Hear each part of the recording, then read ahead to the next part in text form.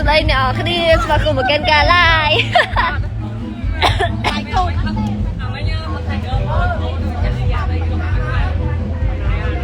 This is how my face look like after I took off my eyelashes មិនតិចដកដូចឆ្មាអញ្ចឹង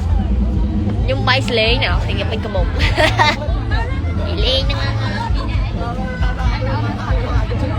ថ្ងៃនេះយើងស្អាតៗចឹងយើងឡាយទឹកមើលនេះ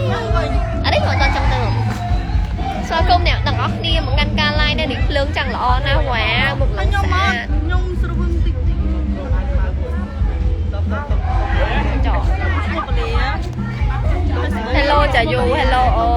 Hello បាទ Hi ស្ដី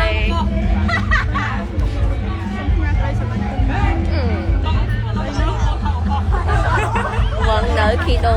អត់មានស្វងទេបាទយើងទៅបន្តផឹកទៀតហើយចា Hello អូន you are drunk no I'm not ស្អាតអត់យូតមែនចាអត់គេថតឲ្យពូនោះថតឲ្យស្អាតពូនឹងគាត់ edit រូបយើងហោះហោះមិនពូនឹងថ្លៃអីពូនឹងឯងពូមួយទៀតនេះទស្សនភាពនៅខាងមុខរោងណាចា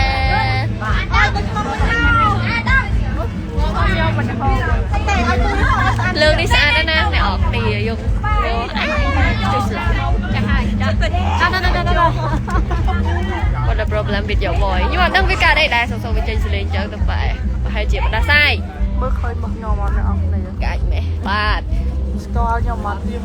ដាក់កាមេរ៉ានេះកាមេរ៉ាមែនអត់ No thank you នេះពេលការអញ្ចឹងគេជួលកាមេរ៉ាមកយើងមានតែគេរកពលី